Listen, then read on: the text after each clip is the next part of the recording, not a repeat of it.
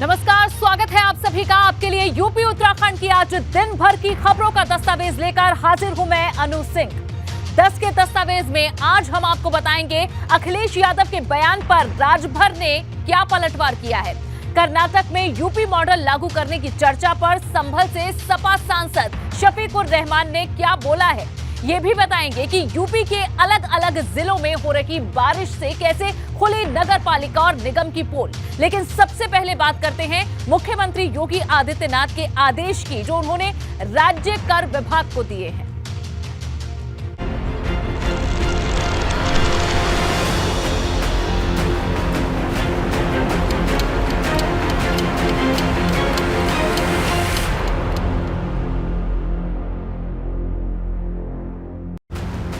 एक बड़ी खबर लखनऊ से, मुख्यमंत्री योगी आदित्यनाथ का बड़ा बयान, जहां यूपी में पेट्रोल डीजल पर नहीं बढ़ेगा वैट। सीएम योगी आदित्यनाथ का यह बयान है। कहा है कि राज्य कर विभाग को मुख्यमंत्री योगी आदित्यनाथ ने ये आदेश दिए हैं, जहां एसजीएसटी चोरी के खिलाफ अभियान चलाकर कार्रवाई की जाए। मुख्यमंत्री योगी आदित्यनाथ ने साफ आदेश दिए हैं। 6 महीने में जीएसटी से जोड़े 4 लाख नए व्यापारी, सीएम ने बताया। साथ ही कहा कि फील्ड के अधिकारियों की हो साप्ताहिक समीक्षा।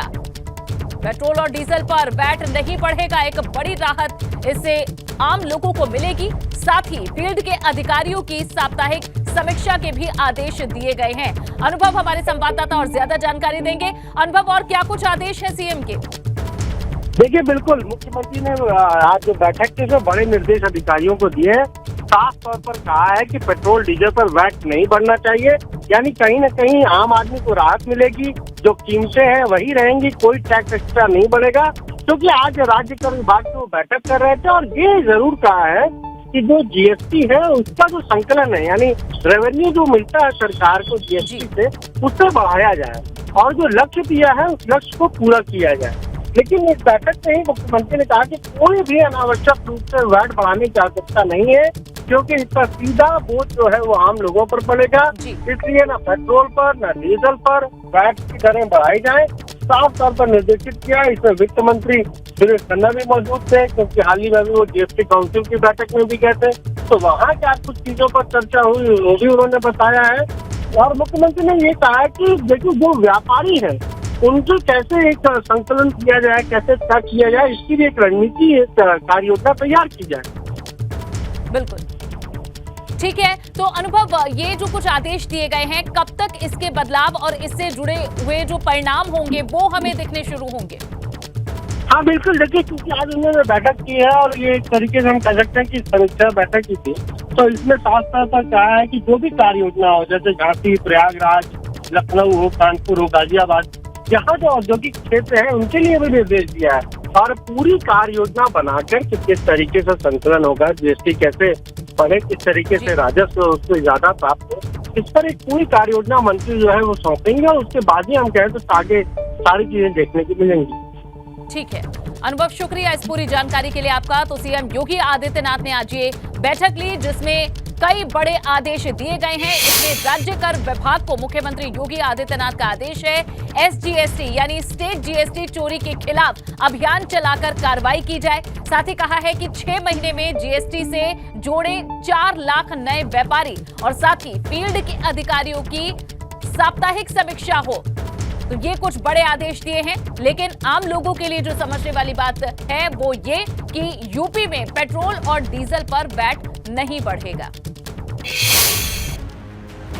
उधर चित्रकूट में भारतीय जनता पार्टी का पहले दिन का प्रशिक्षण वर्ग शिविर खत्म होने के बाद संगठन महामंत्री सुनील बंसल, केंद्रीय मंत्री महेंद्र नाथ पांडे, डिप्टी सीएम ब्रजेश पाठक सहित तमाम पदाधिकारी कामतानाथ के दर्शन करने के लिए ई रिक्शा के जरिए पहुंचे। तस्वीरें आप देखिए। इसके बाद सभी नेताओं ने कामतानाथ मंदिर में पूजा अर्चना की। ये एक्सक्लूसिव तस्वीरें आपको दिखा रहे हैं, जहां ये मंत्री ई रिक्शा से पहुंचे। भगवान कामतगिरी की पूजा अर्चना इन्होंने की। ये कामतानाथ मंदिर ई रिक्शा से जब मंत्री पहुंचे, इस दौरान की एक्सक्लूसिव तस्वीरें आपको दिखाई। मंदिर में उनका स्वागत हुआ। उन्होंने यहाँ विधि विधान से पूजा अर्चना की। बता दें कि आज पहला दिन था भाजपा के प्रशिक्षण शिविर का, जो कि खत्म हुआ और उसके बाद संगठन महामंत्री सुनील बंसल, केंद्रीय मंत्री महेंद्र नाथ पांडे, साथ ही डिप्टी सीएम ब्रजेश पाठक सहित तमाम पदाधिकारी कामतानाथ में दर्शन के लिए पहुंचे थे। और ई रिक्शा से जब वे उतरे, उसकी एक्सक्लूसिव तस्वीरें एबीपी गंगा पर आप देख रहे हैं, जहां ई रिक्शा के जरिए मंदिर तक पहुंचे, अंदर गए, वहां उनका स्वागत हुआ। कामतानाथ मंदिर में पूजा अर्चना कर भगवान कामदगिरी से उन्होंने आशीर्वाद भी लिया। और इस बीच एक और बड़ी खबर आपको देते हैं। सपा नेता उदयवीर सिंह का ओपी राजभर पर हमला देखने को मिला, जहां उन्होंने कहा है कि बाप बेटे एक नंबर के झूठे हैं। ये उनका कहना है उदयवीर सिंह का। कहा कि दोनों झूठे हैं, सुबह से शाम तक झूठ बोलते हैं, हमें राजभर के सर्टिफिकेट की कोई जरूरत नहीं। बात करेंगे इस पर पूर्व एमएलसी और जिन्हें बार बार ओम प्रकाश राजभर नवरत्न कहते हैं। उदयवीर जी, नवरत्न तो आप ही को कह के निशाना साधते हैं। नहीं, वो ये तो वही बताएंगे किसको कहते हैं क्या। देखिए, बाप बेटे सब एक नंबर के झूठे हैं, सुबह से शाम तक झूठ बोलते हैं। उनसे समाजवादी पार्टी को सर्टिफिकेट की ज़रूरत नहीं है। उन्होंने कई लोगों के नाम लिए हैं, जिसमें अपने एक विधायक का भी नाम लिया है। आप उनके विधायक और जिन लोगों का नाम लिया उन्हीं से तस्दीक करिए। लेकिन अखिलेश यादव ने जो बात कही कि पहली बार ऐसा हुआ जब उनके साथ गठबंधन किया, पैसे लेकर टिकट दिए गए, और ये बात तो दबी जुबान में आपकी पार्टी में भी लोगों ने कहा। अखिलेश जी ने कहा कि ऐसे पहली बार आरोप लगे सहयोगियों के वजह से, तो सुभाषपा वालों ने सीधा अपने ऊपर क्यों ओढ़ लिया? चोर की दाढ़ी में तिनका क्यों ओढ़ लिया? अरुण राजभर ने ये कहा कि 12 लोग तो आप ही ने दे दिए, उसमें महेंद्र चौहान का नाम लिया, अशोक चौहान का नाम लिया, और ये कहा कि जो नवरत्न है उन्होंने इनसे पैसा लिया, जब दूर लिया तब हमारे पास भेजा, हम क्या पैसा लेंगे? हमारा कहना यह है कि अरुण राजभर गठबंधन में, डिस्कशन में, चर्चा में कहीं कुछ नहीं रहे। केवल वो टीवी पे दिखते हैं, बाकी मीटिंग वगैरह में कभी आए न गए, न उन्हें कुछ पता। दूसरी बात यह है कि अगर ऐसा हो गया था तो पूरे चुनाव भर अखिलेश जी का गुणगान क्यों करते रहे? तो ये आपने सुना क्या कहना है समाजवादी पार्टी के पूर्व एमएलसी उदयवीर का। साफ तौर पर वो कह रहे हैं कि दोनों, चाहे वो ओम प्रकाश राजभर हो, अरुण राजभर हो, वो कहीं ना कहीं इसी तरह से गलत बयानी करते हैं। और जिस तरीके से ये सारा आरोप वो लगा रहे हैं, उनमें जिन लोगों का भी नाम ले रहे हैं, अगर उनसे बात की जाएगी तो सारी चीज़ें साफ हो जाएगी। साफ तौर पर कहीं ना कहीं संदेश यही दे रहे हैं कि जो कुछ भी गड़बड़ियाँ हुई वो उनकी तरफ से हुई। कैमरा हरिओम के साथ अनुभव शुक्ला, एबीपी गंगा, लखनऊ। ज्यादा वक्त नहीं गुजरा है जब एक साथ पूरे प्रदेश में एक ही रथ पर सवार होकर अखिलेश यादव और ओम प्रकाश राजभर उत्तर प्रदेश पर विजय अभियान के लिए घूमते दिख जाते थे। लेकिन गठबंधन टूटने के बाद अब दोनों नेता एक दूसरे को फूटी आंख भी नहीं सुहा रहे। एक दूसरे पर जुबानी हमले का मौका ना तो अखिलेश यादव छोड़ रहे हैं और ना ही राजभर। कल अखिलेश यादव ने पूर्वांचल के अपने दौरे पर ओम प्रकाश राजभर पर गठबंधन तोड़ने को लेकर बड़ा हमला बोला था, जिसके जवाब में ओम प्रकाश राजभर ने भी अब अखिलेश यादव को बिना देर लगाए जवाब दे दिया है।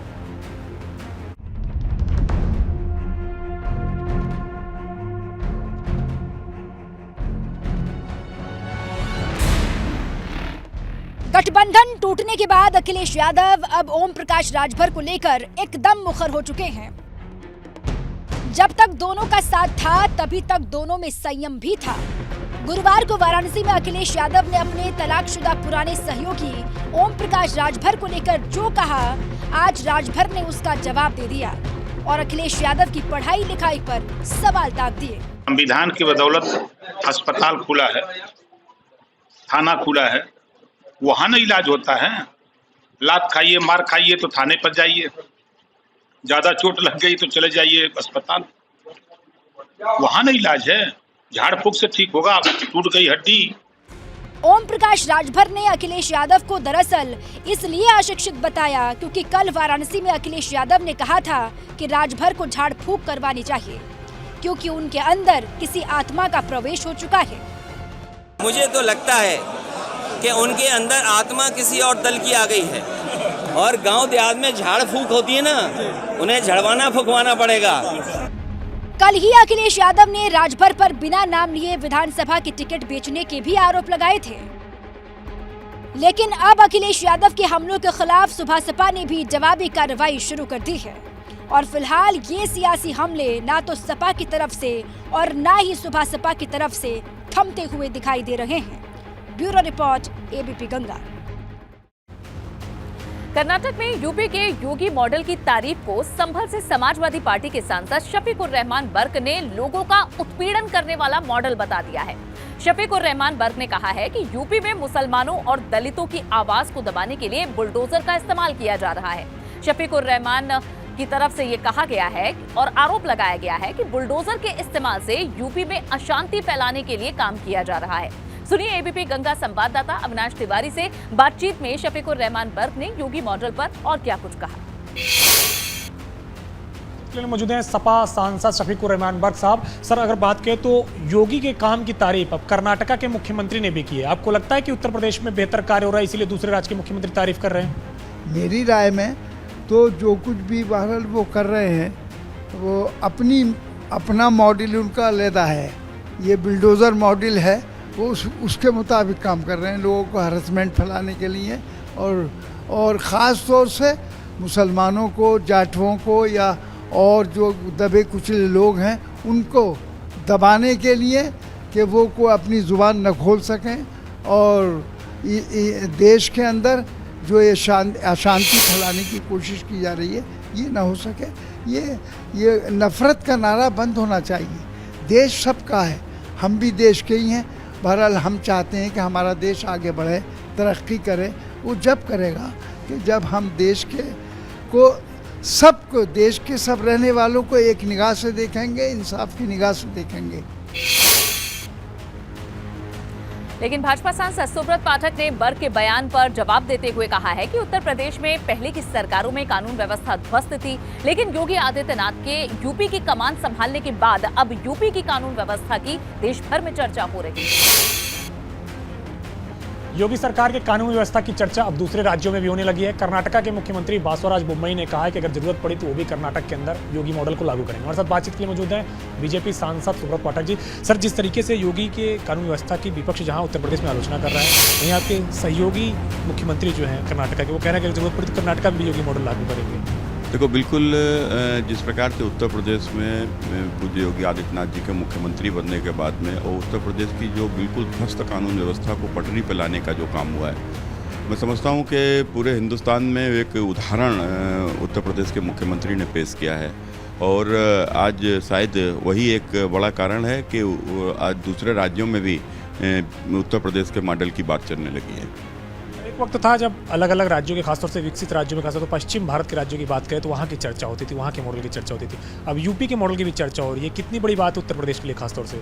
देखो, उत्तर प्रदेश के लिए बहुत बड़ी बात है, बल्कि देश के लिए बहुत बड़ी बात है। उत्तर प्रदेश देश का सबसे बड़ा राज्य है और जिस प्रकार से उत्तर प्रदेश में कानून व्यवस्था ध्वस्त रहती थी, जाति संप्रदाय के नाम पर यहाँ के ऊपर सरकारें चला करती थी और सरकारें जिस प्रकार से यहाँ के ऊपर अपने लोगों को, खासकर अपने गुंडा प्रवृत्ति के, माफिया प्रवृत्ति के लोगों को भी जो संरक्षण देती थी, जिस कारण से उत्तर प्रदेश में कानून व्यवस्था ध्वस्त रहती थी। गांव में बैठा भी कोई अगर समाजवादी पार्टी का गुंडा कार्यकर्ता यदि होता था तो वो गांव में किस प्रकार से गरीबों को या अन्य कमज़ोरों को वो दबाने सताने का काम करता था। तो ये सब उत्तर प्रदेश में हुआ है, उत्तर प्रदेश ने देखा है। लेकिन आज उत्तर प्रदेश में योगी आदित्यनाथ जी के मुख्यमंत्री बनने के बाद में, जैसा कि हमारे भारत के यशस्वी प्रधानमंत्री जी ने जो नारा दिया, सबका साथ सबका विकास, तो सबके साथ और सबके विकास के लिए जो सरकार उत्तर प्रदेश में बनी, तो योगी जी ने फिर अपराधियों की भी कोई जाति नहीं देखी। एक समय था कि अपराधी जाति के नाम पर छोड़ दिए जाते थे, उनके ऊपर कार्रवाई नहीं होती थी। विशेष संप्रदाय का था तो अगर हत्या भी करके आएगा तो मुकदमा नहीं लिखा जाता था। लेकिन योगी जी की सरकार में आने के बाद में फिर अपराधी की जाति कौन सी है यह न देखा गया, न पूछा गया, और यदि अपराधी ने अपराध किया तो उसको ध्वस्त करने का काम योगी सरकार ने। लखनऊ में समाजवादी पार्टी के द्वारा सदस्यता अभियान के तहत आज कैसरबाग में पूर्व मंत्री अरविंद सिंह गोप ने सपा कार्यकर्ताओं के साथ एक बैठक की और कार्यकर्ताओं को बूथ स्तर पर और मेहनत करने और ज्यादा से ज्यादा लोगों को पार्टी से जोड़ने के निर्देश दिए। बैठक में अरविंद सिंह गोप ने हारे हुए प्रत्याशियों को भी बुलाया और सभी को लोकसभा चुनाव की तैयारी में अभी से जुट जाने के निर्देश दिए। इस दौरान बैठक में सपा विधायक रविदास मेहरोत्रा भी मौजूद थे। और अब खबर अलीगढ़ से, जहां एक दर्दनाक हादसा होने की खबर है। अलीगढ़ के दादो थाना क्षेत्र के गांव हुसैनपुर में बारिश की वजह से दीवार गिरने से उसके नजदीक खेल रहे 6 बच्चे दब गए, जिसमें से 2 बच्चों की मौत हो चुकी है। इन बच्चों की उम्र तकरीबन 8 साल से लेकर 12 साल तक बताई जा रही है। अन्य घायल बच्चों को जिला अस्पताल भेजा गया है, जिनका उपचार जारी है। मौके पर पुलिस व प्रशासनिक अधिकारियों ने पहुंचकर मामले की जानकारी दी है। ये दर्दनाक हादसा हुआ है अलीगढ़ में, जहां एक दीवार गिर गई और इसके पास कुछ बच्चे खेल रहे थे। 6 बच्चे कुल बताए जा रहे हैं, जिनमें से 2 की दबने से मौत हो गई है। बच्चों की उम्र 8 से 12 साल बताई जा रही है। अन्य घायल बच्चों को जिला अस्पताल पहुंचाया गया है।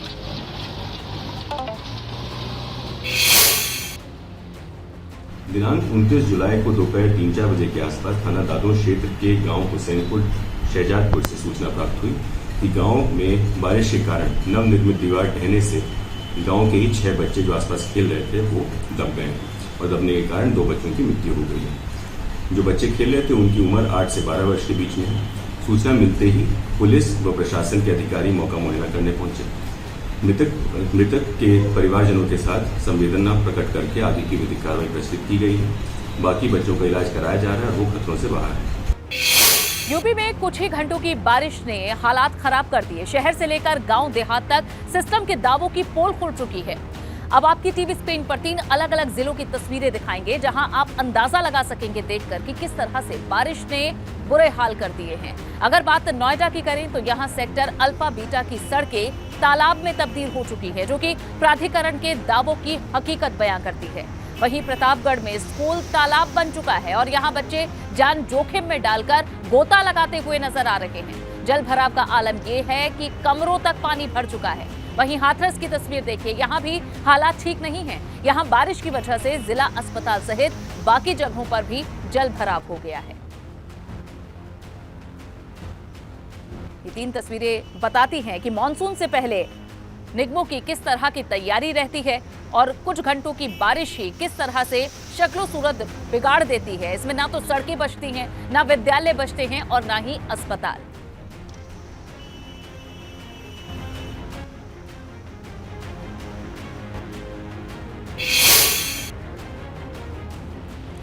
दो देशों के बॉर्डर पर समस्याओं को सुलझाने के लिए सेनाओं को सामने रखना पड़ता है। 2 राज्यों की समस्या सुलझाने के लिए प्रशासन और पुलिस को सामने आना पड़ता है। लेकिन एक ही गांव 3 जिले के नक्शे में आता हो तो उसकी समस्या कौन सुनेगा? बाराबंकी के पारा गांव से देखिए हमारी ये खास रिपोर्ट।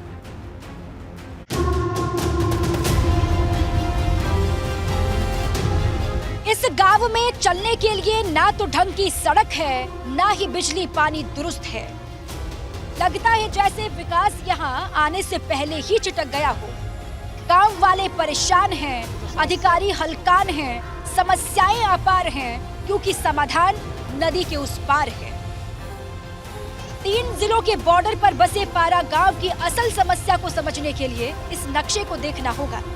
पारा गांव बाराबंकी, गोंडा और बहराइच के बॉर्डर पर बसा गांव है, जो रामनगर विधानसभा क्षेत्र के अंतर्गत आता है।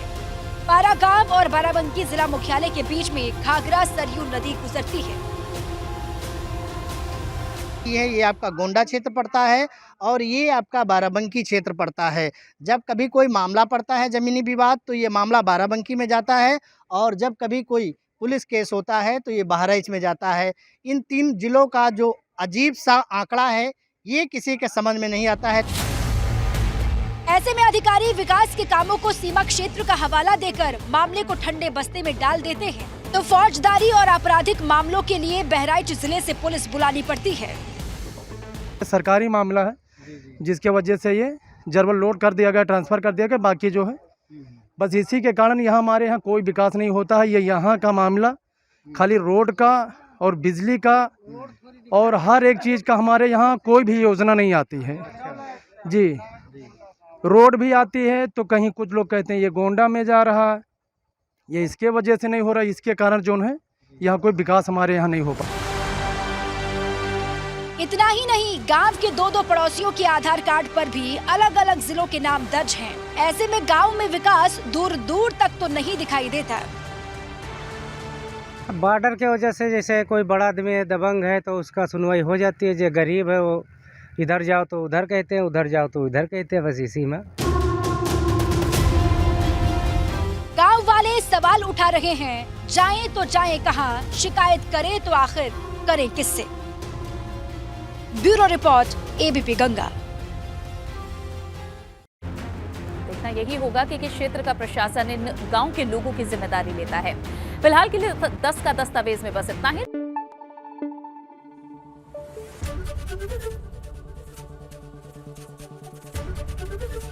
एबीपी गंगा, खबर आपकी, जुबान आपकी।